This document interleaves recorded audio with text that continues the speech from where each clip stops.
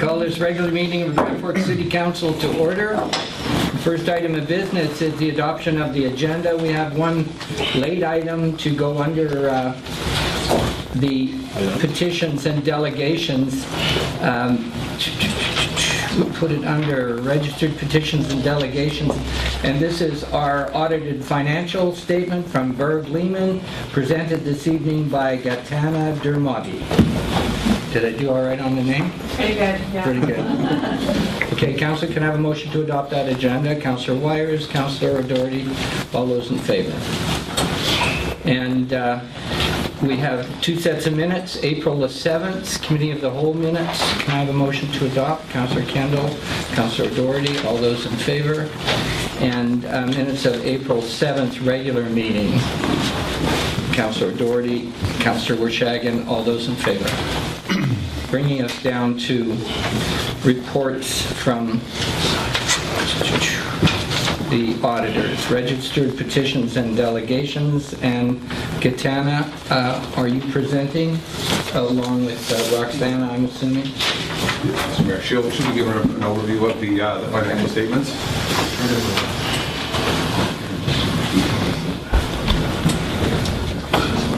We have copies of the financial statements of the branch here.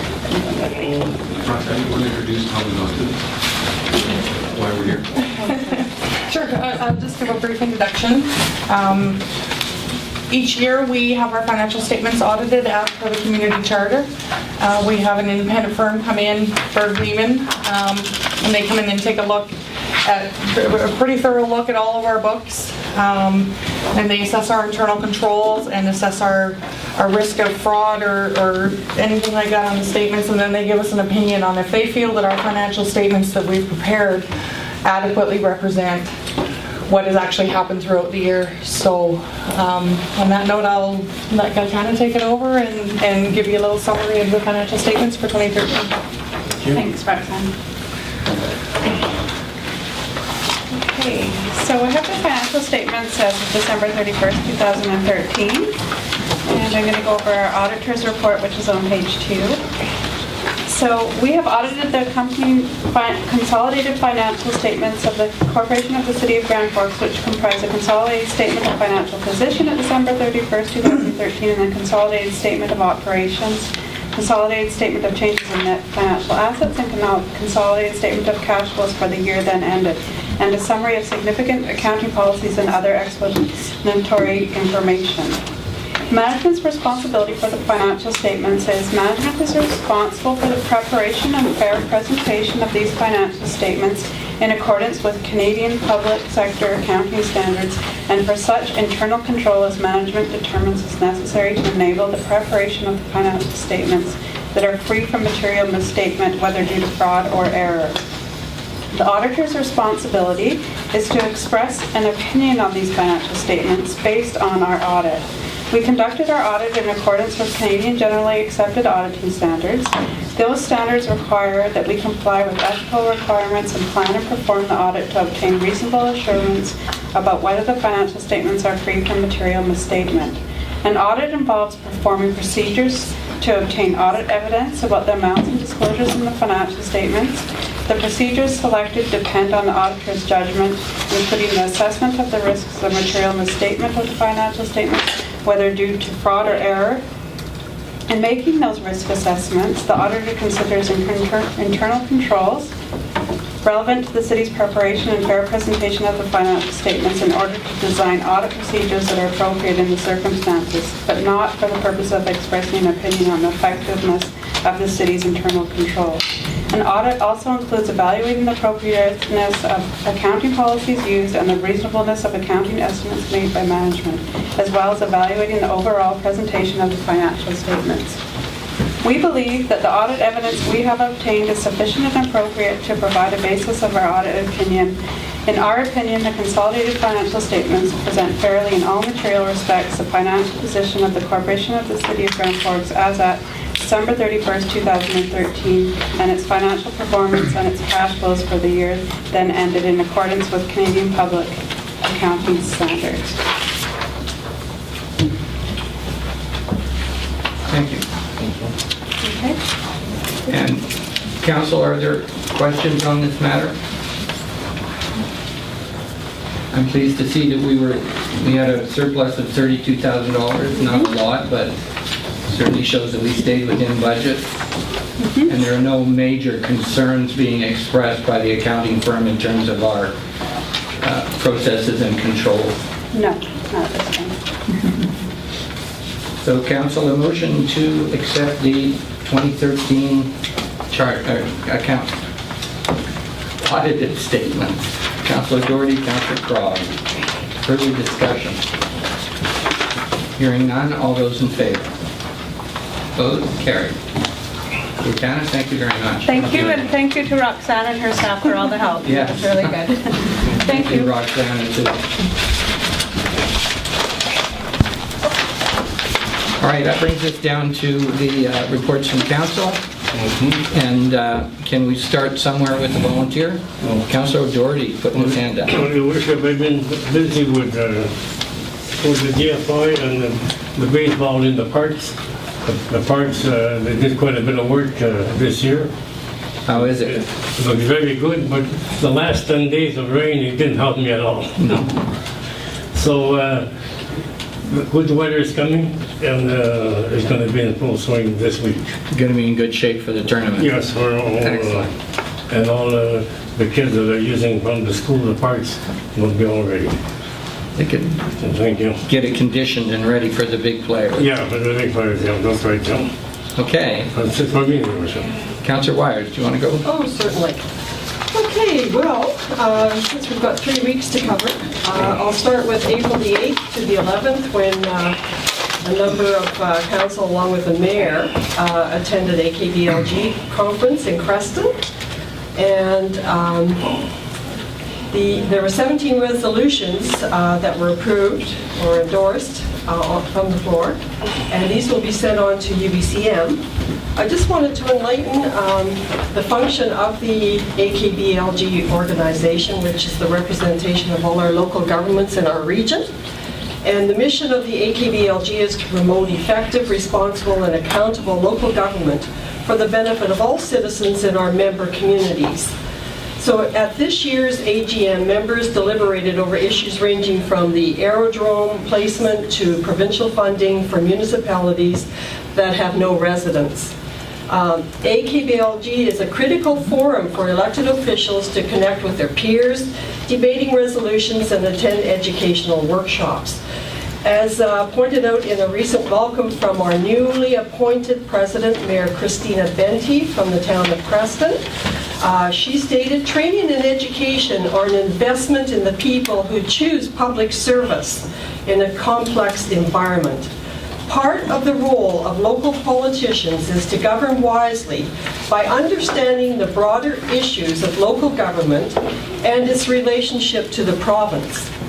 In order to be relevant and influence change in the government structure, you have to be part of the larger system that can influence that change. So being a mayor, a councillor, or a director in a community means much more than dealing with local matters with local people, but also ensuring you are recognized on a larger stage where public policy, government funding, and economic development issues are constantly in motion and under discussion.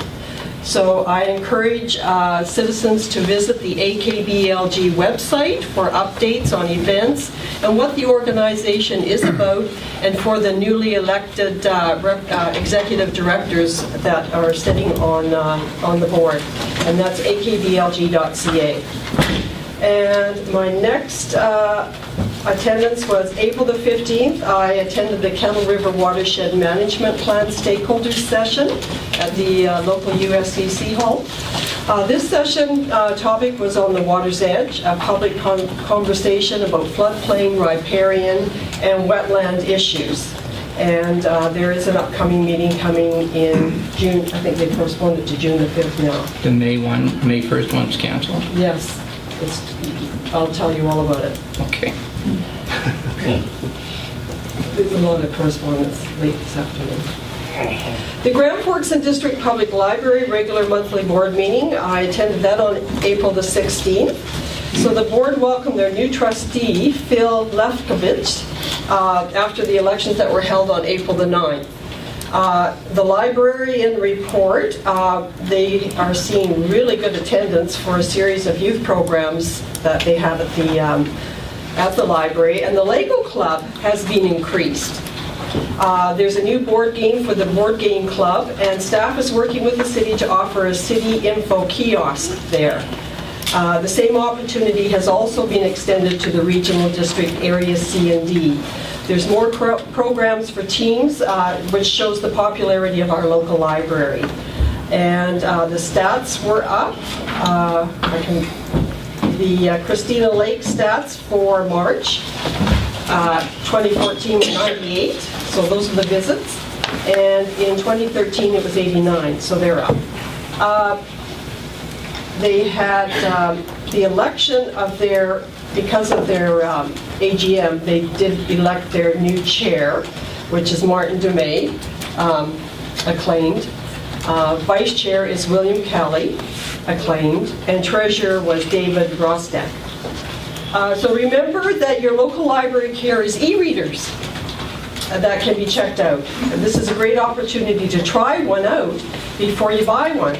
And the library will also download your reading material request as well. And just information, the popular 2012 Starlight Dinner Raffle that they held in 2012 that was sold out is back again this year. And tickets will be sold at $25 each, and there's a maximum of 200 tickets. And the dinner date is set for July the 19th, but this is flexible with the winner.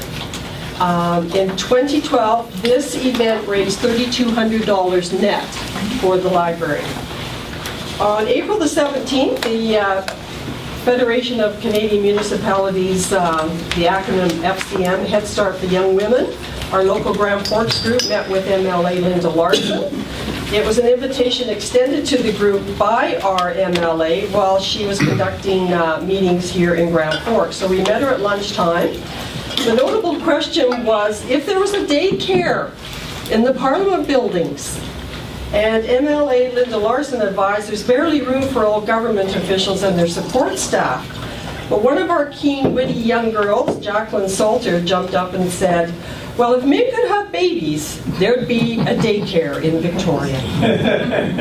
So the girls were excited to share their experience with others, and the Grand Forks Gazette, thank you, Craig, for the extensive coverage that you gave us on this opportunity that was in last week's newspaper. It also gave the girls the confidence to speak to government officials, because this is the first senior level government person that they've met, and they found her she was normal. So this gave them some confidence, definitely. On April the 17th, Citizens on Patrol meeting welcomed 3 new volunteers. So we're always looking for volunteers to be the eyes and ears around our community on patrols. In the continued training modules by the RCMP detachment, our local detachment, volunteers received information on drugs that are prevalent in our community and what to watch for when we're out on patrol. On April the 22nd was Earth Day, so the Regional District Kootenay Boundary extended their Trash to Treasures event last Saturday on April 26th.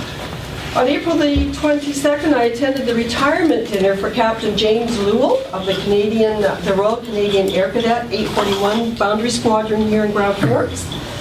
Jim has given the local organization his unconditional commitment for almost 9 years, bringing the enrollment in the youth leadership program from a struggling 12 participants, because they need 12 to maintain their status with the Canadian Air Cadet Corps. And he's raised that up to 24 cadets today who benefit from life learning skills and leadership training. Jim will continue his involvement by taking on the role of a civilian instructor to mentor the new captain, who will be announced in the future.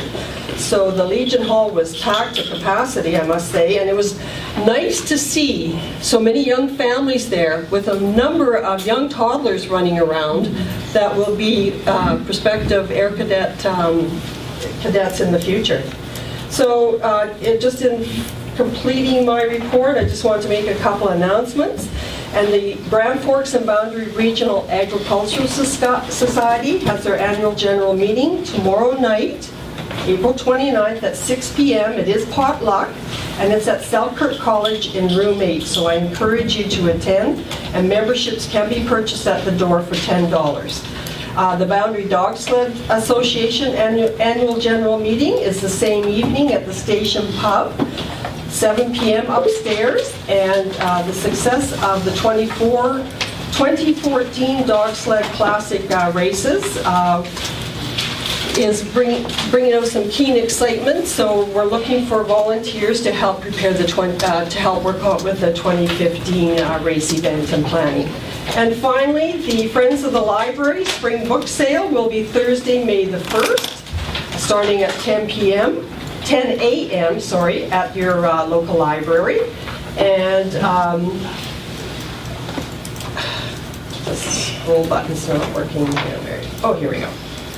And lastly is Drinking Water Week is May the 4th to the 10th. And we invite the community to the open house on Thursday, May the 8th from noon till 3 p.m. There is a ribbon cutting at 1 p.m. at well number 45 on the southeast corner of Dick Bartlett Park. And that's my report. Thank you very much, Councillor. Thank you. Councillor Wyers. I have no report this evening. Councillor Smith. Thank you, Your Worship. Along with Councillor Wyers, yourself, and Councillor O'Doherty, and Councillor Kendel, went to, or no, you weren't there. Kendel. The other O'Doherty. I attended the AKBLG, and it was a very good session. I really enjoyed it. And one of the things I took out of there, well, I had a private conversation with Stockwell Day with respect to finding ways for municipalities to fund themselves outside of just simple tax revenue. And it was an interesting conversation I had, because he says, well, government's not about to give it away. You get your 8 cents per tax dollar and that's it. If anything, it's going to go the other way. But then we had a presentation by a lawyer by the name of Mr. Lidstone, who did a PowerPoint presentation and did outline some innovative ways for municipalities to so I passed that around to all council, so hopefully that discussion will continue, and then we can further direct staff to see what we can come up with.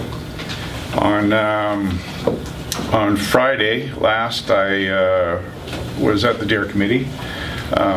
In the morning we did our annual spring count, 5:30 in the morning, as store folks were out there getting her done. We counted 166 animals, and that was actually almost double what we had counted the previous year. We were a month earlier, so of course this isn't an entirely scientific count, but it at least gives us sort of a benchmark to see what the population is and what it's doing over the years. And of course that all lends itself to when we have further conversations with the other levels of government, like especially the provincial government, when we're asking them, please support us in our efforts to manage this issue that you basically put upon us to deal with. So we're looking forward to some more assistance from the ministry, as Mr. Thompson, or the Honourable Mr. Thompson, indicated that he would support us when we were at the last UBCM. The biologists that we have, there's some shuffling going around there. They haven't figured out where he's going to be, or how much he can be a resource to our committee, but he's doing the best that he can. And we talked about the possibility of making a request to the ministry for actual collar monitoring, so we can identify specific herds which do exist in the community, maybe tagging 1 or 2 of them and tracking movements to better understand how that deer population moves throughout our community. Of course, all the other things that we've talked about, again, cull is still a question on the table. There weren't enough people at the table to consider whether or not perhaps a referendum might be in order. But for the next meeting, which is going to be, I believe, on the 11th of next month, We are going to try and get as many people out that are members of that committee to ask that question, and then whatever they decide to make a recommendation to council to go ahead and do that. On the Saturday, I was, in the absence of Mayor Taylor, I was asked to say a few words at the 15th Annual Arts Week, which kicked off at the Gallery. It was very well attended, and lots of local art throughout the boundary was on display. Coming up here in the next possibly week or two, we are at long last going to be installing bat houses. Oh, okay. So we've this is taken a year, I guess, pretty well to get this done. And I think there's a photo op coming up here once all the three pieces are put together. There's going to be 5 bat houses. We've already identified where they're going to go, and of course it's on public Grab Forks land, so we won't be interfering with anyone. And that should, like I say, happen very quickly.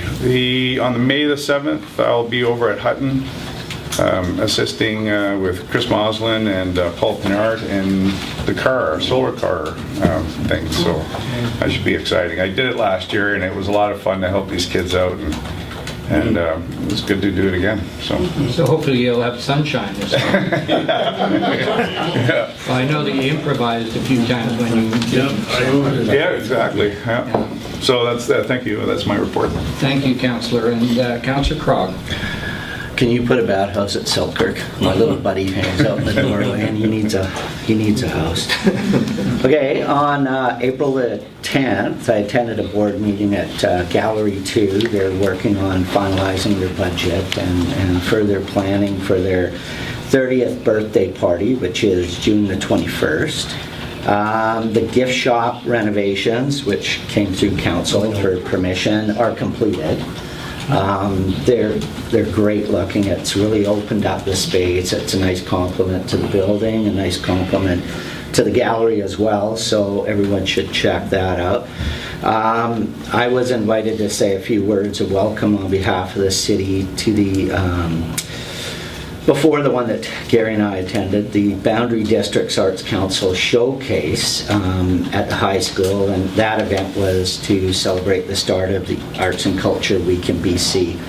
And it was the 15th year that those volunteers, Erna Gobbett and the other volunteers and performers, have actually put that concert on. Dedicated performers were awesome. It was one of a whole number of events held throughout the community. On the 26th, along with Councillor Smith, I attended a reception at the Art Gallery, and that features local artists and performers. We have an amazing amount of talent in our community, both established and newly relocated. There was one lady who was doing a performance, and I think she's only been in town for like 8 months or something. And I believe that they're calling it the Boundary Exhibit. I believe that that's there until May the 10th. It's definitely worth having a look at. There's some incredible works of art. On the 28th, which is today, I attended a CLAC meeting. CLAC. Oh, I love these CLAC. Community Literacy Advisory Committee. CLAC.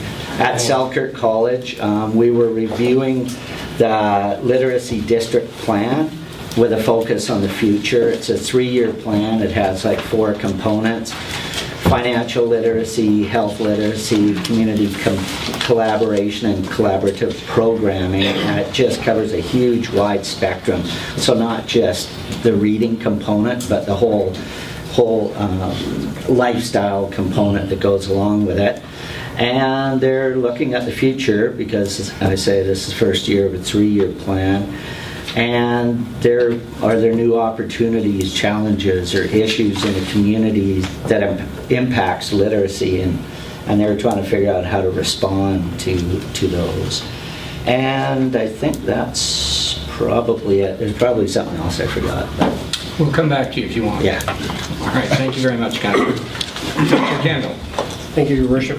I, as well as yourself and Councillor Smith and Wyers, attended the AKBLG I thought this was probably one of the best one in the last 3 years that I've been to. It was really informative, and I enjoyed it a lot. From that, not directly associated with the AKBLG, but I was able to put the people who have a riding arena in Creston that do the therapeutic horse riding, have a therapeutic horse riding program together with some of the local horse people here in town. And just those two organizations are going to begin talking, and hopefully there'll be some future possibilities here in town with that program. On Saturday, I attended a solar workshop at the Boundary Museum and Interpretive Center. They're in the process now of installing a new substantial solar system that's going to be able to operate their new display building along with the heating and air conditioning for that building. So it's going to be, I believe, a really positive statement for the community, and in a location where all of the local people can go and see an actual system in operation. And there was, I believe, about 50 people at this workshop, so there's a lot of interest in solar and the potential here in the valley. Finally, my neighbors, Raj and Baljat up at Ralkoff's store, I was there the other day, and they asked me to invite council, staff, and the public to their annual Mother's Day dinner. They had over 1,400 people there last year. They take donations. They give the proceeds to a charity each year, so they asked me to make sure to invite everyone to come and enjoy the hospitality. And that's the end of my report. Thank you, Councillor. It was excellent food there last year. Yeah. I have a number of things to cover. First of all, thank you, Councillor Smith, for going to that Arts Week celebration. I was actually on the road. We did have some volunteers come forward with ideas on cat control and cat programs. So I was looking at a program in Ferry County on that Saturday, and not one that I think we can definitely adopt, but certainly the volunteers that go from all the way from here all the way to Colville do that because they really love cats and want to contribute to a cat welfare program. So there is interest out there in the community. I'll keep pursuing it and report back to council. A couple of items. We have finalized the choice of a contractor, Neptune contractor, for the water meters. The details of the contract are still being finalized, so we won't get the details back until further negotiations with the company.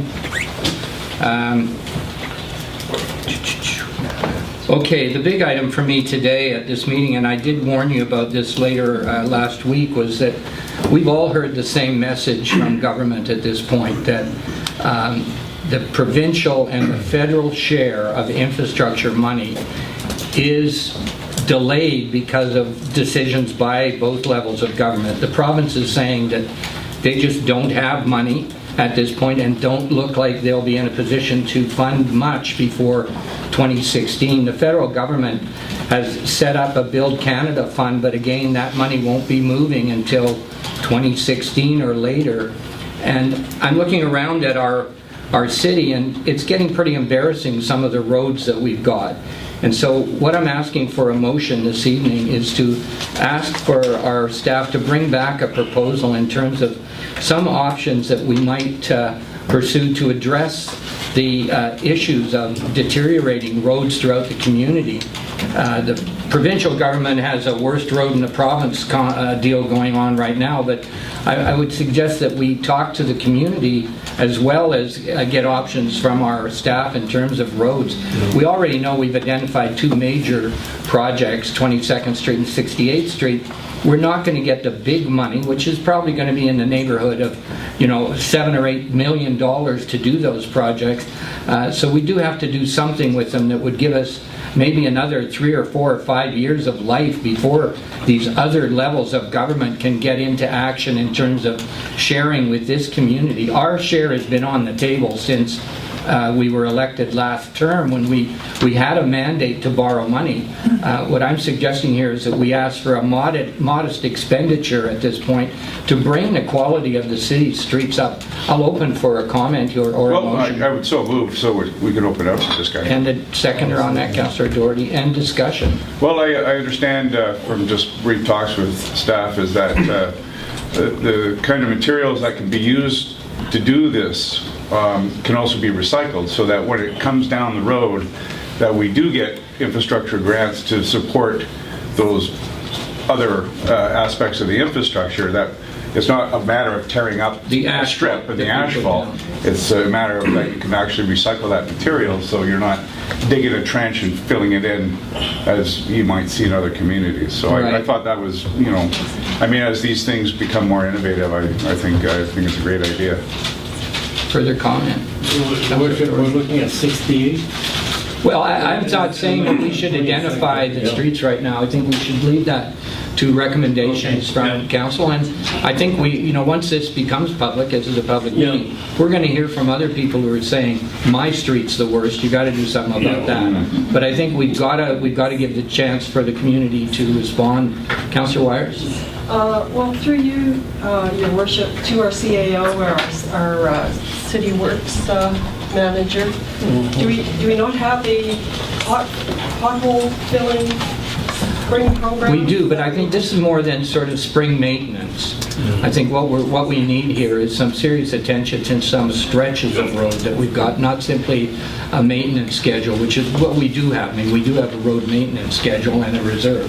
Mr. Allen. Mr. Mayor, what Councillor Wyers was pointing out was what we're planning on this year is we have so many roads where you can see where the puddles form during the rainy season or when the snow is melting off the shoulders, where we basically filled in the ditches, if you want to call it, if we didn't have ditches.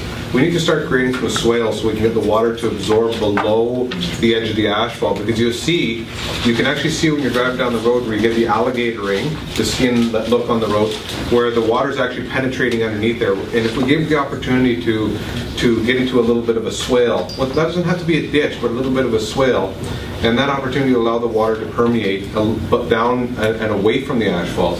So the manager of operations is looking at a plan this year for grading shoulders of the road too, so they're not elevated back into the street, because that's what happens with the water. Is it sits there, it gets underneath the asphalt, and then when we get the freeze or the thaw, the water all goes underneath there, and then at night it freezes, and then it expands, and then the trucks drive over in the morning and it breaks because it's heaved a little bit underneath there and it breaks. And essentially that's what's happening to the road.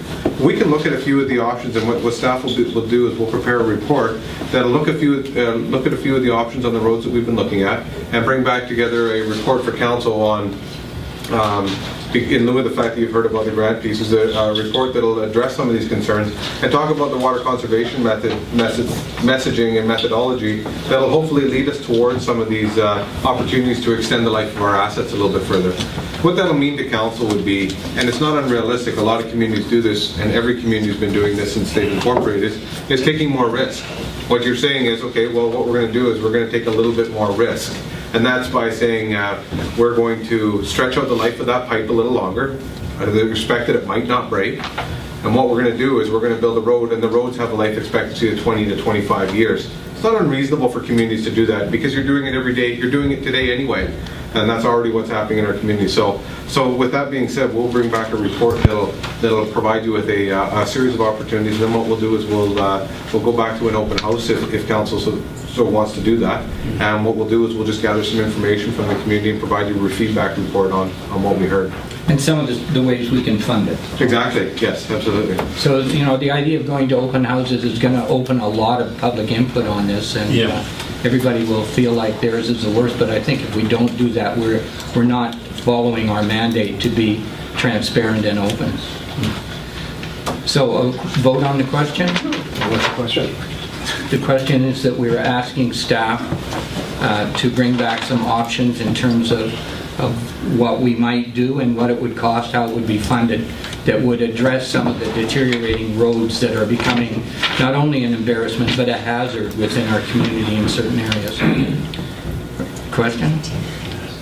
All those in favor? Opposed? And I hope that doesn't look like we're violating our asset management rules, but when you hear from the government, as we all have, that there's been major delays in this. We can no longer sit on it and just keep promising that we're waiting for the feds. So thank you very much, Council. Okay. I have one last item which I may need a motion on as well, and I won't bother with a few of the other meetings that I've gone to. We've already reported on. I was contacted by what is her name? Melody Davidoff. Yes, about whether or not we wanted a mayor's cup at the car show, and I said no, but we might entertain a city cup. Councillor Krog. Already have it.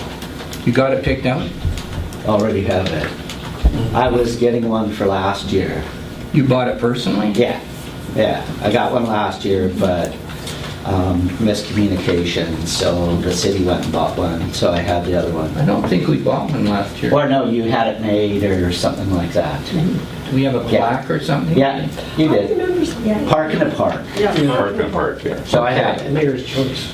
Yes. Yeah, I have it. Okay, and so Councillor Krog has the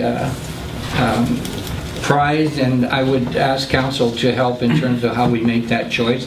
I suggest maybe Councillor Krog plays a major role in it since he picked out the prize. Whichever one they let me drive wins. Well, I have to tell you that they give prizes for almost everything in a car show, from the best paint job to the worst tires. So you're going to have to come up with something that's really creative in terms of being a city choice. So Councillor Krog, I'll expect that from you. Thank you. That's it from my report. I'll ask for a motion to accept council reports. Councillor O'Doherty, Councillor Krog, all those in favor. And the regional district report, only one comment here on the regional district. Things are moving ahead with discussions at various levels around our own services and shared services. But at the mayor's meeting, it was brought up that the regional district mandate comes from an act that was struck in 1965.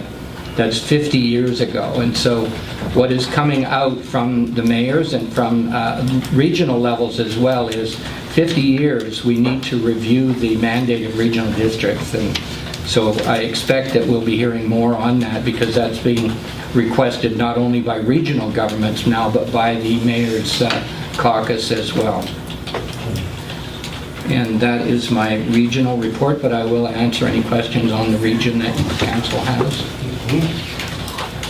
Hearing none, a motion to accept the regional report. Councillor Krog, Councillor O'Doherty, all those in favor.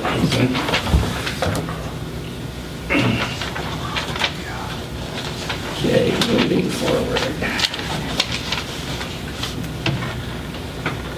Next item of business is recommendations from staff. Mr. Allen, are you presenting the Mr. Mayor. main floor and second floor City Hall restoration? Yeah, Mr. Mayor, it's, the staff have been working very extensively on this project with our project manager.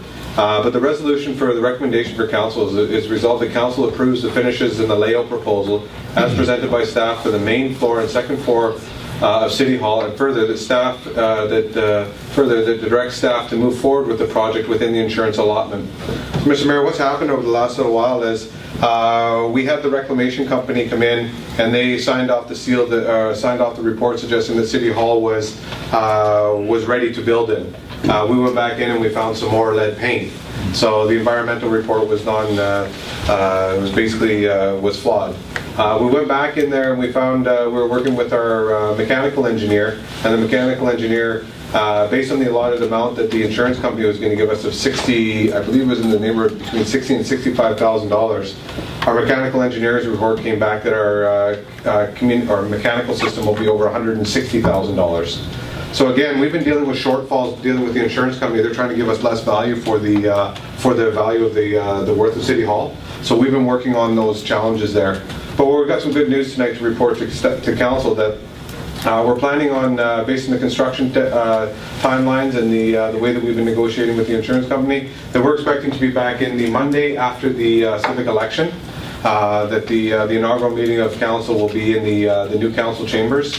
One of the things we've realized too is part of our insurance policy allows us to bring it back up to code. So that means all the exterior walls are going to be stripped out and insulated properly. So all the walls that weren't burnt, all the upstairs in council chambers and all the way around the building are being taken out and they're being insulated properly to bring the R value back up in the building. So that's part of our insurance allotment. But again, that's a big undertaking because we have to go back in and remove all of that product. Through the insurance company. We have to move all the records out of the downstairs of the archives, and we have to move our information out of that building and move it into a temporary location. So there's a lot of work to still be done, but we're anticipating, based on the construction timeline, based on everything the way that's going, that we're expecting to be back into City Hall by the end of November of 2014. So that's a bit of the update for the Mayor, and we've been invited to present our story at UBCM, at the Union of British Columbia Municipalities, to tell our story about our experiences with City Hall to all the other local governments in BC and how they can protect themselves from this situation and what they can do if they have to experience this situation from a communications perspective. Council questions? Mr. Allen read the motion that he's looking for here, approval of the finish and layouts and to work within the insurance allotment. Councillor Wyers makes the motion. Second, Councillor Bushagan. Councillor Krog, question? Yeah, just we're approving the finishing and stuff, not these ugly tables. No, Mr. Mayor, just to clarify that, we went out for public input on this, and we received, I think, one comment through Facebook at one of the meetings. And Sarah, how many other comments did we receive? Zero. So we had the displays out there for public input on the facility, and we didn't get any feedback on it. So we had out there for about 3 weeks. And I put the floor plan out there for public comment, but again, we had just the one comment from Les during one of the meetings that we had here. The other thing on here, Mr. Mayor, is just the furnishings upstairs. We talked about those tables and the fold-up desks for council. Council had those original wood desks. This wood desk here, again, this one here has the ability to fold up and move into different shapes, and that's what council looked at as a little bit more of a. But we don't have to get to the furniture yet. But the big piece here is the desks upstairs too. Council talked a little bit about what they want to do with the original furniture out there from the upstairs, and there was some talk. Does council want us to pursue donating it to the library? Does council, and that's something that standalone from this resolution that you have tonight. It'd be something for council to discuss. Councillor Bushagan. Yeah, thank you, Mr. Mayor. Just out of curiosity, what Facebook page was this?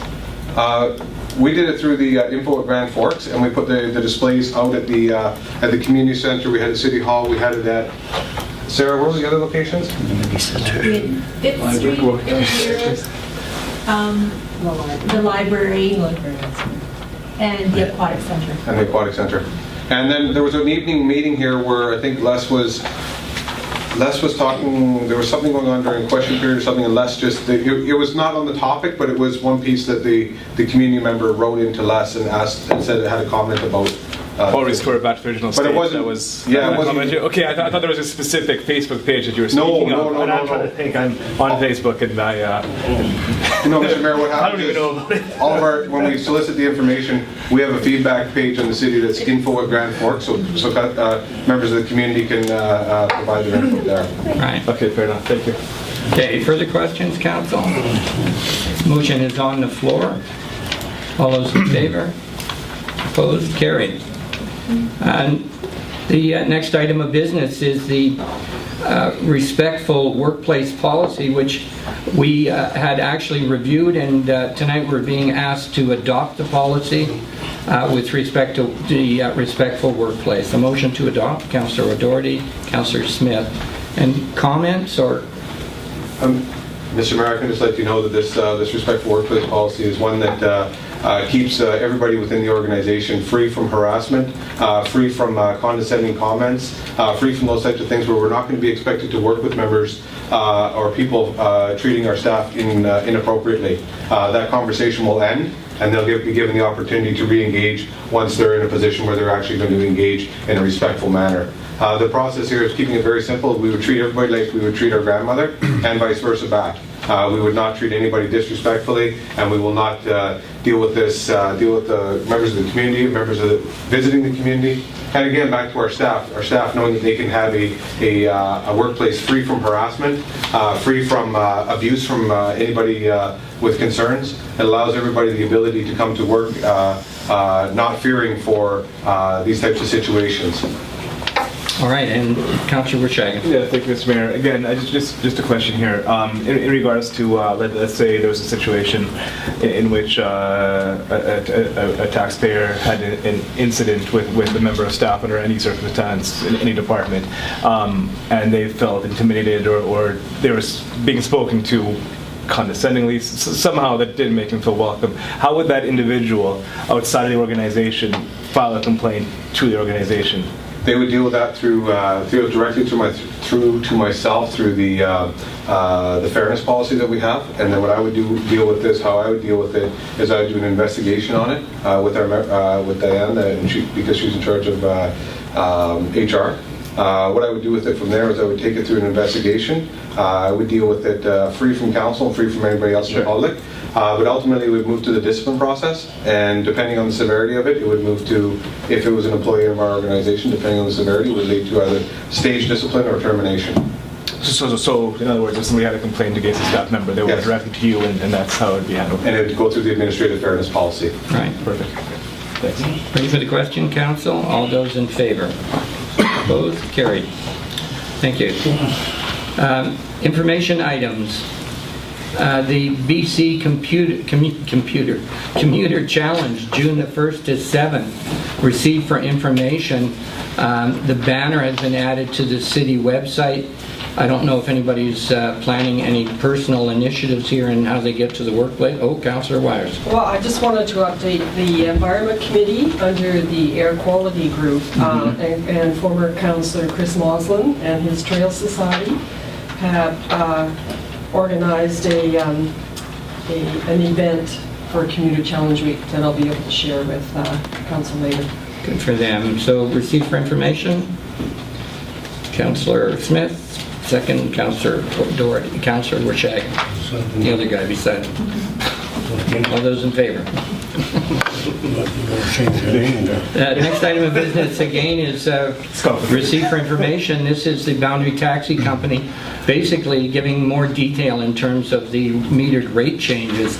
We're not being asked to approve these. The obligation of the company is to inform us. Yeah. So receive for information. Councillor O'Doherty, Councillor Kendel, any comments? Okay. Hate to see the price going up, but the guy's got to make a living. It's a service. Yeah. Exactly. Vote. All those in favor? Opposed? Carried. Phyllis Dubosoff, the ALR, received for information and for possible discussion. I'm not sure where we stand. We were bombarded with information at the AKBLG from both sides of the ALR dispute. There was large cattle farmers, cattle ranchers who were arguing that this was their ask. They were looking for this kind of flexibility to make farming worthwhile. And there were other groups of farmers outside the building petitioning against it. Council, do you think Council should have a formal position on the ALR situation, or are we sticking to our personal beliefs on it? Councillor Wyers, and then Councillor Smith. Well, did you recall Nelson brought forward a resolution? Yes, I That did. will be carried forward to CM on behalf of AKBLG and our membership. Right, but could you remind people what that motion is? Oh yeah, I was just looking it up. Because it basically is a request for further engagement, Yes. not a pro or con in terms of the actual changes. Just a sec. Can you Keep talking. keep talking and I'll find all the resolution. Here, I found it. Councillor Smith is waving favor. Yeah. I've got it. If you want me to read it. Well, I guess so, because we did vote on this at Yep. AKBLG. So it's resolution number 16. That was, here we go, by the City of Nelson, and it was carried.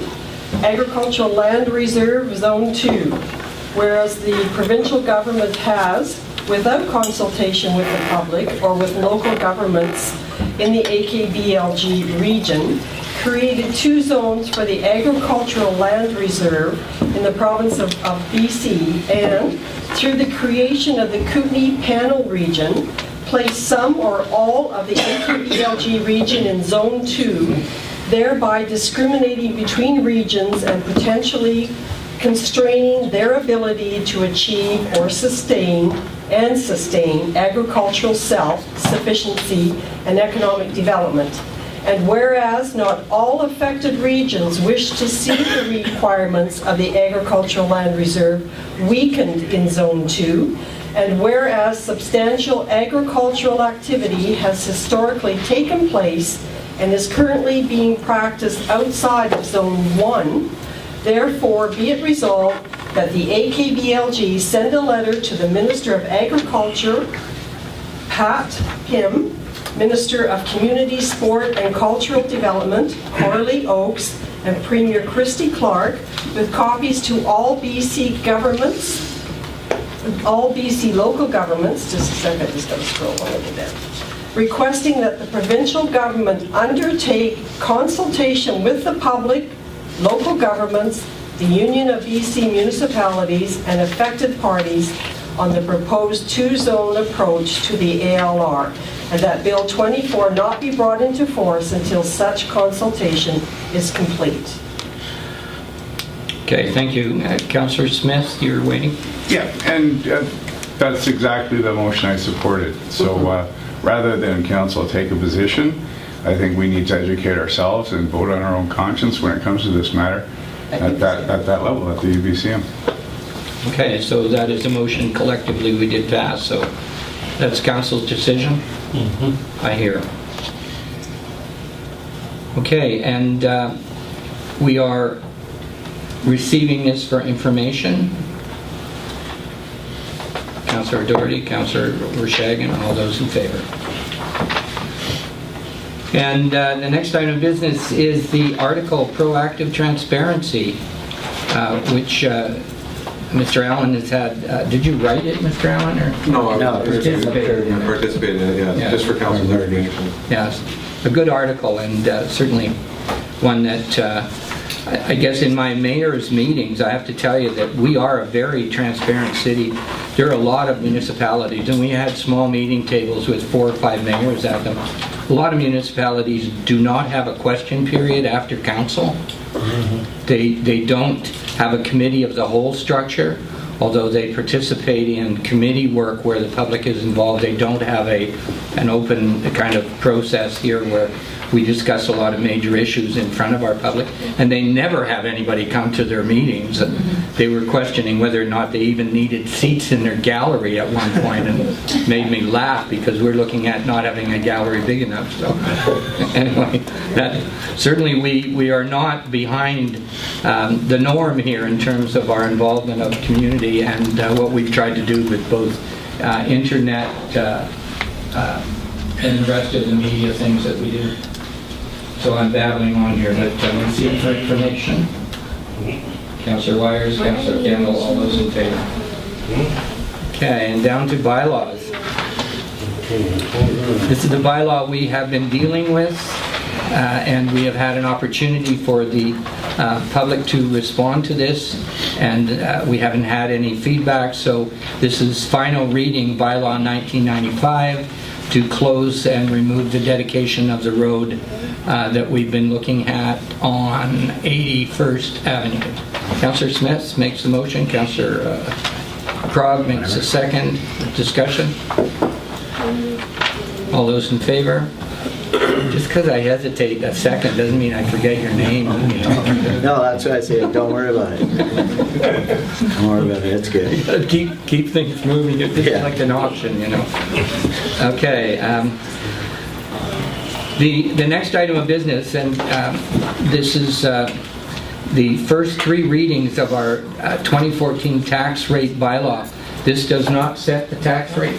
This does not set the tax rate at this point. This is the introduction of the bylaw. This is the rules. So This is the first 3 readings of it. Yeah.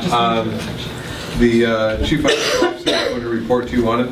There are some challenges within within this because we wait for the revised BC assessment roll. But I'll let the Chief Financial Officer walk you through a bit of a presentation on this. And this will go further to our discussions that we had with Roxall and Interfor and talking about the share of who pays what. Thank you, Mr. Allen. You're on. Thank you, Mr. Mayor and members of council. As Mr. Allen had referred to, the timeline for the tax rate setting is always really interesting. We are waiting for the revised rule that usually comes out the last week in April, and we need to wait for the regional district, the regional hospital district to set their rates in order to be able to do our bylaw. And our bylaw is due by May 15th, so we always have a really small time period to get this done. And normally we would like to present a bylaw such as this to the committee of the whole. Time does not permit for the tax rates bylaw itself because of the timing on it. So I am presenting it right now to go to a May 5th special meeting that council's been informed of, and we've advertised it in the paper at 1 o'clock. And that's where we're hoping to get the first 3 readings for the tax rates. So the tax rates, the community charter, section 197, each year after adoption of the financial plan, but before May 15th, a council must by bylaw impose property tax for the year by establishing tax rates. As I mentioned, tax rates are based on the revised roll, which is released the last week in March usually. And on our annual tax notice that you'll see with the tax notice that you receive from the city, there's the municipal tax charged by the city, but there's also the regional districts, Kootenai Boundary, we collect levies for them. The regional hospital district, we collect school and police tax, and levies for the Municipal Finance Authority and BC Assessment. So just less than half of your bill is actually for the municipal portion of the city, in some cases even less than that. We're collecting for all the other governments also in that tax notice, just so everyone's aware of that. And how we set the tax, if you look at your assessment notice, BC Assessment will send out their assessment notices by the end of January each year. And if you take your assessed value and times it by our municipal tax rate, divide it by 1,000, that'll be your taxes payable to the city for the year. Just as a review of that. So the next slide shows the revised roll that we wait so anxiously for each year. And it shows the total assets in the city, so just to kind of give you a summary of that, on the bottom right corner, 537,481,884. That's the total of all of the buildings in Grand Forks. That includes residential, utilities, major industry, light industry, business, rec, nonprofit, and farm. As you can see from total residential, about halfway down over to the right-hand side, there were $384 million in residential assets. And that's actually down from 2013. There were just over 400 million. It's down about 3.8% from 2013 revised roll. So these assessments, these values, and the values that you receive on your assessment notice, they're the market value as of July 1st, 2013 of your home, and the physical condition as of October 31st. So we use these values to set the tax rates. So here's some of the tax rates around the region. These are only the municipal tax rates for each of the 9 classes. So if you take your look at number 1, residential tax rate, across the top, Cranbrook 7.06, Trail 3.65, Grand Forks 3.81, and so on across the way. You can see that Grand Forks is below the average on the tax rates for the residential. When you head to utilities and down, you can see there's quite a difference. A lot of the places that don't have a major industry tax rate have to have a higher residential tax rate to take into account the fact that they don't have the heavy industry to help pay the tax burden. So it's kind of interesting to see some of these numbers and where we sit in that range. The biggest goal with setting the tax rates is to distribute the tax burden fairly among the classes.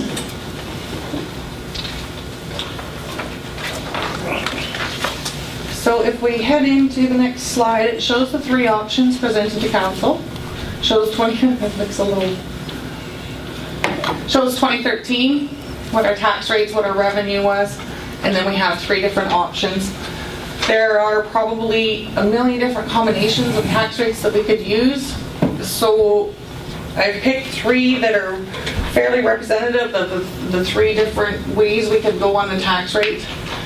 In 2013, we'll just do a little review of 2013. 2013, the residential tax rate was 3.8105, and it raised revenue of 1.48 million. Then we have the conversion ratios. Just to review the conversion ratios, for utilities is 9.92, which means that utilities per thousand of assessed value are paying 9.92 times what the residential rate is. Same as major industry is paying 11.13 times what the residential. So the residential conversion rate is set at 1, and then everybody's kind of a multiplier after that. So as you can see in 2013, the total municipal tax revenue earned was $2.855 million. So option 1 would increase the average tax by 2%, increase the city's tax revenue by 2%, and would leave the conversion ratios, the distribution of the taxes among the classes, the same. So if we were to go with the same conversion ratios with our tax goal of 2.906 million as per the financial plan, it would be distributed, as you can see, in the revenue row of option 1. So what happens basically, if we've set the conversion and we've set what we want for revenue, it's the tax rates that will adjust, and you can see the tax rates have adjusted on option 1. So we'll look at those tax rates. Then if we go over and look to option 2, option 2 would increase the average tax by 2% and lower the class 4 tax rate slightly. As you can see from the previous slide, our major industry rate is quite high compared to other municipalities. It's actually the highest. And we need to be able to find a balance between the major industry, the light industry, between all of the classes. If we set our major industry rate too high, it'll be a real disincentive. Thank you for that. Yes, thank you. Discouraging for them, and we have competition with other municipalities for business. Yeah. So we want to try and find that balance with still keeping our residential rate reasonable and try and distribute it fairly. So back to option 2. See, option 1, if we would have kept the conversion ratios the same, because of the way the assessments went this year, would have brought that tax rate up to 43.39. It would have actually increased that tax rate from 42, which is already the highest. I don't know that that's very desirable. It's going to be even more discouraging for our industry. So I looked at another option, option 2, where I could lower it slightly, so it's not getting up over that 42 mark. And still keep the other rates reasonable. And this was the option that I came up with. It would make the residential rate 3.96. It would bring 1.48 million in for revenue for residential.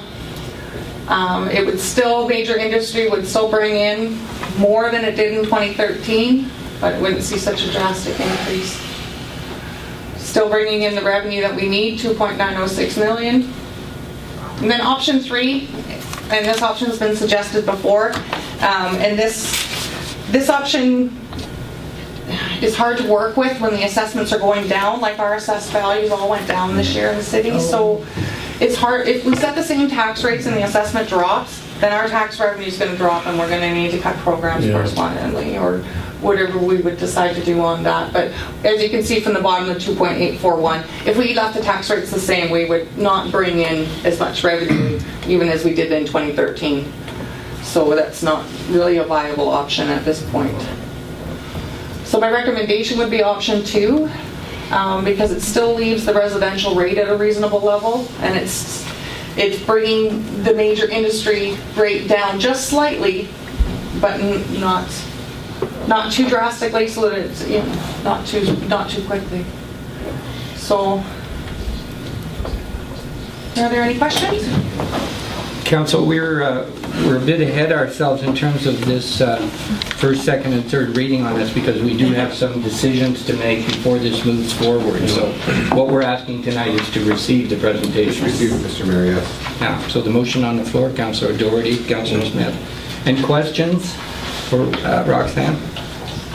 No, that's fine. Councillor? Where's she? Yes. Okay. Thank you. Just check and see if you know your own name. Well, I can't spell it. I can say it all right, though. Just a couple questions here. In regards to, well, a couple different things, I guess, as opposed to waiting till May 5th to ask them. The fire truck is going to be funded by a parcel tax. Yes. And the previous parcel tax was $40. Off the top of your head, do you recall what that increase was going to be for a household? We don't know exactly yet. We just Roughly 200, was it? Final numbers. Go ahead, Mr. Allen. Mr. Mayor, the answer to that one was $92 a parcel for 5 years. That was with a 1.3 million. The truck, as we reported, came in under $1 million. So now, because we secured the Canadian dollar before it dropped too far, so we've got that secured. So now we're in a position right now where the truck has come in at that 986 or 960,000. Now what we're doing is we're talking with the regional district and others about a contribution to that and provide council some options about how that's really going to look. So you might take $100,000 out of your equipment reserve and some money from the regional district and therefore drop that parcel tax allotment. So council's going to talk about that because we won't receive the truck until later in 2014 or early 2015, and then that will become part of the 2015 cycle. Right, and there was substantial contribution by the previous regional board, fire board improvement district. So we haven't confirmed yet, but we're still talking about it yet. Okay, I'll blow that one out. Well, further to that, is it just residential properties that are going to be paying that parcel tax, or does it also move over into industry as well as institution and commercial properties as well? Mr. Mayor, that goes to all properties. That was just going to the flat rate across that. So commercial and private. Yeah. So I guess the concern I have with the 2% increase is that if property taxes will go up 2%, and there's a parcel tax that's going to go up substantially, over 100%, roughly, I would say, from what it sounds like, even at $80 per parcel from 40, that's a 100% increase. User fees, water, sewer, electricity are all going to go up as well. So it's not just a property tax we're looking at, it's all encompassing. So if we're going to shift from major industry to residential, the 2%, I have some concerns about that. At the very least, industry can write off their property taxes, whereas a resident can't. And that, to me, is a big concern because that's a lot of money that industry can write off and a property owner can't. And we have taken the time to meet with Interfor and Roxall. Mr. Allen has set up meetings with them so that we are continuing to have a certain comfort level with our relationship with industry. But I think you're right, this is a decision of council. Our CFO is suggesting option 2, but in fact it is council's decision as to whether they move those figures around. I understand that. Councillor Wyers. Your worship, could we go back to the page where, yes, thank you. No, the comparison page for other communities for residential. Thank you. So when I looked at that, I saw that we're sitting, considering the other communities in our jurisdiction, like around our region here, we're down there pretty low. We're down there on the lower end. Pretty low. We're down there on the lower end. Nobody likes to think of taxes as low, but we're at 3.8105 last year. Yeah. And looking across, the only one that Midway is under, and Castlegar, which they have, I would say, probably double the population. So okay. And Trail would have a big impact from major industry. Their revenue from tech would be a huge contribution. Yeah. So they offset their taxes by a massive amount from tech. Midway situation has a very low population and a brand new industry that's putting 26,000. I see us comparing ourselves closer to Creston, which is, they're just over the 5,000 population. So we're looking good compared to Crofton. Yeah. Yeah.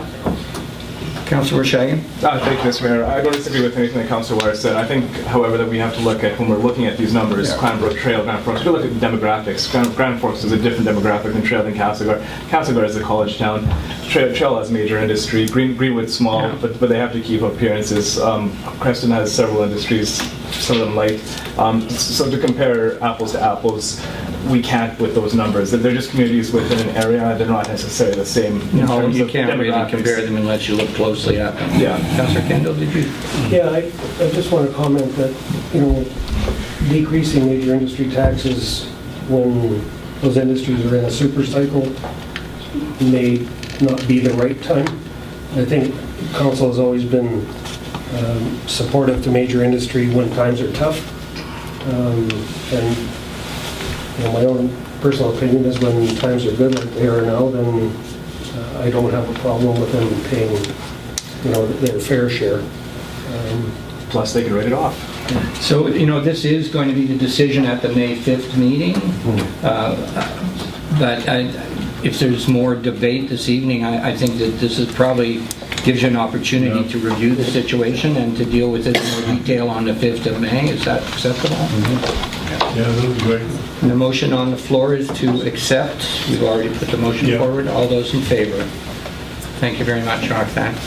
Do you want to stay for the next one? I don't have anything to present for this. No, It's just the adoption. Well, and this is actually the 2014-18 financial plan, which we have reviewed several times, and basically is our planning document, not our budget. So, to be clear on that, the long-term 5-year financial plan is part of our expectations of good management, but the difference is it's not our budget for this year. Mr. Mayor, yes, it is. It is in the 14. It is the 14, but it doesn't bind us to all the next 4 years. That's okay. That's good. All right, Council. This is to adopt 2014-2018 financial plan bylaw. Motion to adopt. Councillor O'Doherty, Councillor Smith. Discussion. Councillor Wyers. Thank you, Mr. Mayor. Just for what I mentioned in the previous presentation, property taxes are just one aspect of the whole picture here, and just in the third paragraph there, when it says this financial plan includes an increase of $2 per month to water fees, which looks like $24 plus your parcel tax plus your tax increase. It's all, it's not just one. It's all of these. They all have to be considered. Yeah, of course. Yeah. All right, ready for the motion? All those in favor? Opposed? Wish that recorded, Councillor? And bringing us to late items, which we have already done. And so we're down to questions from the public and media. Again, might I suggest that we have 2 questions and that we keep it as tight as possible so other people can have an opportunity to comment as well. Yes, Forrest. My name is Forrest. I live on 2nd Street. Mr. Mayor, I would like to ask, why won't you give GF residents a chance to vote? Why won't you give GF residents a chance to vote on water meters? Because I believe that putting water meters in is the right thing to do. I think that it's going to help us protect our water system in the future, and I think it will help keep our taxes and cost of water down in the long run. So that's basically my answer, Forrest. Thank you for the question. Mr. Mayor, I have another question. Why are you forcing people to have a water meter put in their home, or else they have to pay lots of money? Well, because the system won't work if we allow some people to put them in and some people not to put them in. What will happen with having some people with them and some not is that we won't know what some of those water meters are, or what some of those people are using in terms of water. So you'll have some of the people that will be water metered and some of them that won't, and it's impossible to fairly charge those people with how much they're consuming of the water, how much they're using. Thank you, Forrest.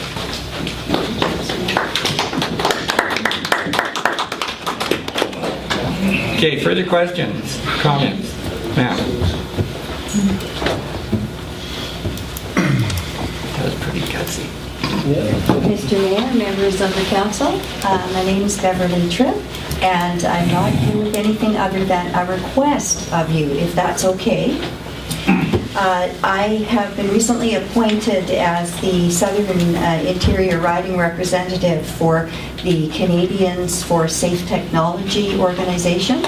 This is a national, not-for-profit, volunteer-based coalition of parents, citizens, and experts whose mission is to educate and inform Canadians and their policymakers about the dangers of the exposure to unsafe levels of radiation from technology, and to work with all levels of governments, from MPs right through to city councils, to create healthier communities for children and for families from coast to coast right across the nation. Right now, C4ST is working very diligently at getting Safety Code 6 changed, and there's some very important information that is coming out about radiation levels. And what I'd like to do is invite all of the members of council to an information sharing meeting that we're having this coming Wednesday at 10 a.m. It's at Kokomo's, and I don't know if Mr. Smith has actually organized that, arranged for that leave yet. that to you guys. Okay, so Kokomo's from 10 a.m. until about 11:30. If you can't stay for that long, we'd just love to have you come. That's this Wednesday, the 30th? Yes, we'd love to have you come for just as long or as short as you can. It will be time for us to impart some helpful and very important information regarding RF radiation and Wi-Fi, and also to share other concerns regarding water meter installations. And then also to hear from you, which we would just love to do, to have a dialogue and a conversation at this about hour and a half. And of course, the coffee's on us. So we just... Can you give me the name of your organization again? Yes, it's C4, like just the number 4. So C4ST, ST for technology, Canadians for Safe Technology. And yeah, if you'd like to go to their website and check that out, there's lots of great information on there. And so we just love to have you come on Wednesday if you can. Thank you, Beverly, Thank and I you. hope that council can turn out for that. I don't seem to have a problem with it, so I hope to be... Okay, that'd be great. Thank you very much. Thank you. Further comments or questions? From the public, class? Yeah, this is actually from Sylvia Treptow. 2 questions she has. So, will residences with underground sprinkler systems have meters imposed upon them inside the home or in pits at the property line? Okay, I'm not sure why that would make a difference, but Mr. Allen? Mr. Mayor, depending on the way the plumbing is set up, if the plumbing comes off before, if the plumbing comes off for the outside irrigation before it goes inside the house, it'll have a pit meter at the property. Right. If the plumbing comes off, and that's in a violation of code, so that may be an older property. If you have a newer property, typically you're required to have a backflow preventer on according to the bylaw. So you would have a backflow preventer on, and it would come in after your pressure regulator inside your home. So that's where it would come in. So it depends on the age of the home, and it depends on the survey. So once the meter installation company's completed the survey of the home with the homeowner, then that'll be determined whether they're going to have a meter inside the house or externally. Right. Okay. So I'm not sure whether that answers the next question or not. I hope so. Under what conditions would property line pits for installation of water meters be required? Yeah, and I think that was answered in terms of Mr. Allen's response. Thank you, Sylvia. Just a question to put it to that, Mr. Mayor, through you to our CAO. If it is an older house and it's not to code in as much as the sprinklers are hooked in before the pressure regulator, would the homeowner be on the hook for that pit meter, or would the city pay for that cost? Because it would be something unforeseen by the homeowner when they purchase the home, so therefore it really wouldn't be. Reasonable question, yes. Typically, yes. What we do is we would go in and we would put the pit meter in. The homeowner would be on the hook for that cost. Because it's not, at this point in time, It's not something that's happening after the fact. So it's a pre-existing condition that we have to address. So that's why in the budget proposal in the setup we have a certain amount allotted for pit meters for those unique circumstances. It doesn't typically exist, but it's just reality that there are going to exist. Okay, and so do you have that answer? It would not be on the owners. Further questions from the public? This is related to that about which paying for pit meters or not. I read in the expression of interest that new homes would get pit meters, and I was curious whether those homeowners would have to pay or whether the city's covering that cost. New homes? No, Mr. Mayor, no. The existing homes in our bylaw, there's already a requirement in our bylaw for meters for new homes to be installed, but we're changing the bylaw that all new construction will require to have a pit meter installed at the property line for their water service. Right. Yes. So that is true. A pit meter would be installed on new homes as part of the expectation of construction. And they would pay for it. The owner would pay for it in a new home situation. Okay. Regarding one of the engineering reports, it said from talking to staff that not necessarily, all industry was metered, but not necessarily all their connections. And from talking with Mr. Allen, not necessarily 100% of their water is metered. And my understanding with industry, they've got larger pipes and they need larger meters and it's higher cost. And my understanding also is they need to be tested regularly to check if they're measuring properly, and they need to be replaced sooner because they've got larger meters. So, it's an undertaking to keep up with them. My understanding from talking with Mr. Allen after the last meeting was that it's too expensive for us to replace them. I wanted to, it was interesting that you mentioned the district metering. I read that Revelstoke, because of the expense of universal metering, they have chosen to focus on the district metering to identify where their city infrastructure leaks are, and they've decided to go that route. So Donna, a question? Yeah, okay. Basically, I read the transparency article, and I also found another article in the same magazine, and I found the quote, but although it's similar, open government associated with increased transparency, use of innovative tactics to connect and share information with citizens, greater collaboration and citizen participation, and increased efficiencies. That's part of building trust through transparency. And yes, we do appreciate your efforts that you have put into allowing us to talk with you at the end of meetings. And even after I had asked for the engineering report so I could take a look at them, you took the initiative to share them with all the public and got them on the internet so people could look. But the concern here has to do with the 800 people have asked for more inclusion regarding the water meters. Why would they do such a thing? These meters go in their homes, or is it, now maybe I'll just ask a question quickly about the pit meters. Is that on their property on the edge, or is that on the city property? We're going back on the previous question you had in terms of where the pit meters would be on a new house construction. Yes, or not just new, but any house. Like we were talking about the property line, where is it? Are you suggesting that it's put on the person's property or on the city property?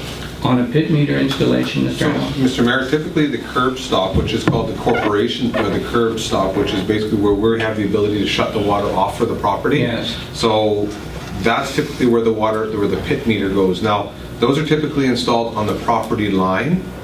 Sometimes there's a misconception from the public where the property line is. But what we have to deal with is we have to put them in. So we may be required to move it out, but we typically install them on the property line.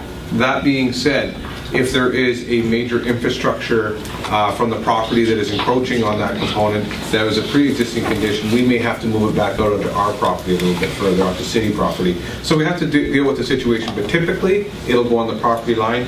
That would be barring any unforeseen circumstances that we could not control. All right, thank you. So I saw the spray paint where I'm living it was not on the boulevard, it was before the sidewalk, so it appears to be on the property.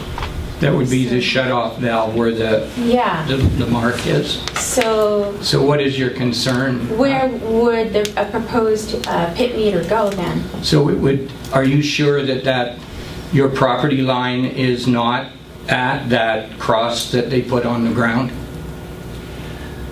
I thought that the city's property is the boulevard, and then there's the sidewalk, and then it's on the may or may not be on your property, depending on the location. Yeah. There's an actual survey, Mr. Mayor, that the customer can undertake to find the property line, but typically the curb stop is something that they're installed a lot of times just when the lot was serviced many years ago. So it would have been the contractor that serviced the lot at that time. So they can be up to 70 years old, 60 years old. Sometimes they're actually even buried by a tree because they planted a tree this small to mark where it was. They wouldn't have with the lawnmower. And then next thing you know, the tree grows out and it grows up into the roots. So there's all kinds of circumstances, but typically it would be done there. So if there wasn't, I'll just leave it at that. Okay, like there's questions like, do we have a right to say yes or no if it's on our property?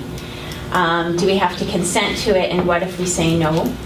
Well, I think we've answered the what if you say no things. Then you'll put it on length, the city. have we not? Then you'll put it on the city property right by there if the resident says no. Well, I guess if I look at the bottom line, if somebody is so opposed to it that they're not going to have the meter in at all, then the flat rate that they're charged would have to recognize that they may have a full tap running from morning till night. Okay, well, most people don't. Yeah, that's true. Most people don't. Even if you wanted to assume that, most people don't. No. Donna, can you phrase another question here so that other people who might want to ask? Okay. Basically, my understanding regarding why you wanted to keep on going forward without consulting with people was the decision, was initiated in 1999.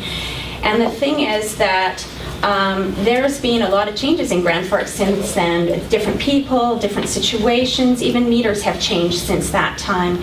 And the people here now are concerned, this is issues regarding their homes, regarding their property, and regarding radiation exposure. And they have asked very clearly, 800 have asked very clearly to have a chance to talk with you in a meeting to discuss the pros and cons and not have this forced on them. And many of these residents, including me, are passionate about conservation, and we are not wasteful. But there are things we'd like to have discussed. We are even concerned about the financial costs. If we can't afford to keep up with making sure that our ICI meters are measuring properly, then why are we adding over $1 million of added infrastructure? To me, we have concerns. Why can't we follow these transparency ideas, not force it on the people?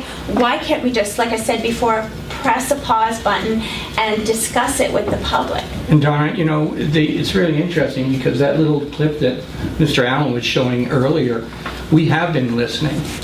We have been dialoguing. We have been listening to you saying this time and time again. And we understand where you're coming from. It's not like we're blocking the message. We don't agree with you. I am not the 800 people. I'm saying they've asked for a town hall meeting. They put their signature behind it. Yes, we know that. That's what I am just speaking on behalf of them, but I am not speaking for them regarding the questions they have. They would like to discuss the pros and cons, and this is in their homes, and in their residents, in their communities, increasing radiation as far as we understand as well. And there's discussions there to be had. So thank you, Donna. Okay. I hope that you will please think about this carefully. You don't have to force it on the people. I've been thinking very carefully, as council has as well. So thank you very much for your presentation. And further comment?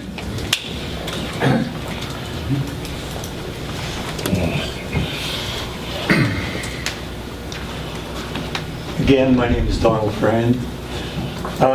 I would just basically like to remind you that Montreal went through the process of testers of the meters.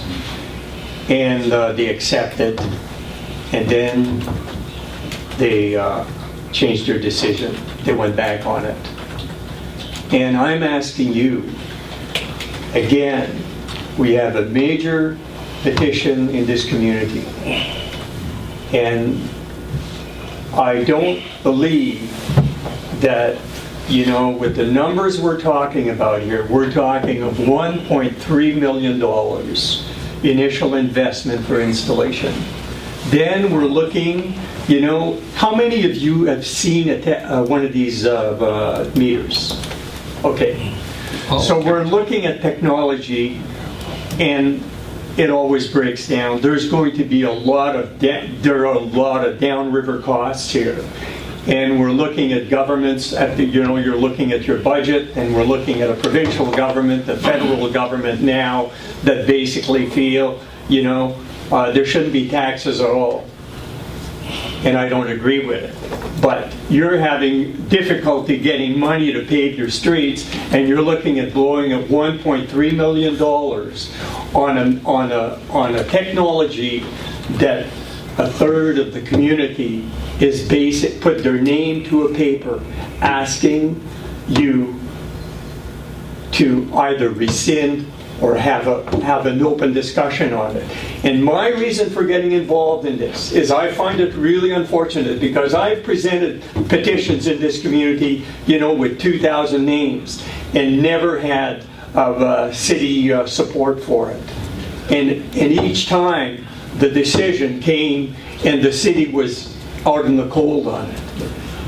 And so again, I ask you, hold back on this, let the people have a chance to ask the questions and look at the documentation. I tried to even have a look at the proposal, you know, for you know, that were sent to Corix and Neptune. I was not allowed.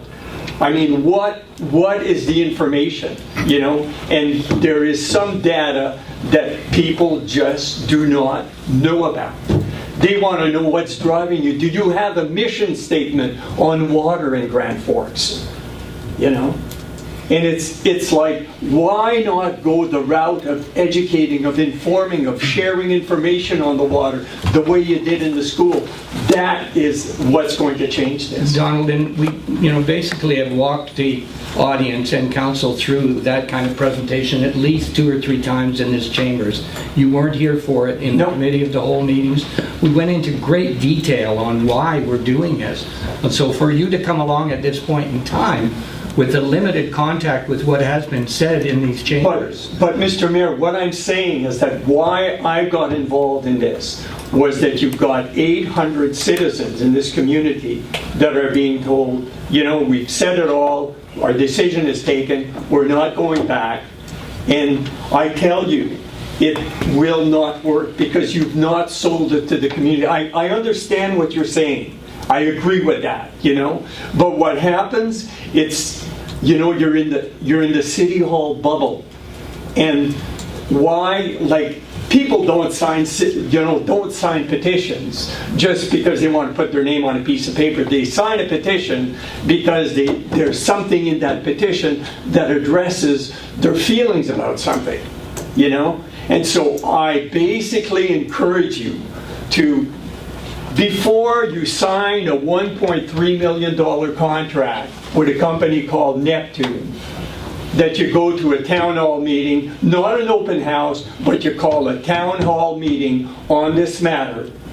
And I tell you, I mean, if the city says, hey, yeah, we're all for it, this is what we want, great. But it's a big expenditure, it's an invasion of people's homes, it's a commodification. The Grand Forks is saying water is a commodity. We are going to sell it to you by the liter. And this is the kind of position you're taking. And there have been major fights. People have gone to the streets in South America on this. Bolivia has basically, come back on the commodification of water.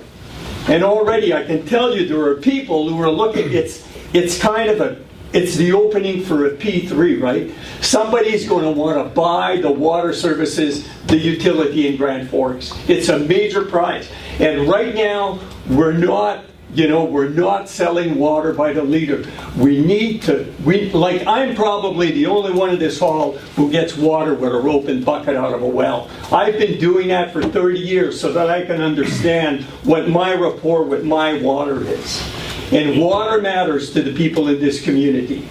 You're losing counsel here. Okay. Anyways,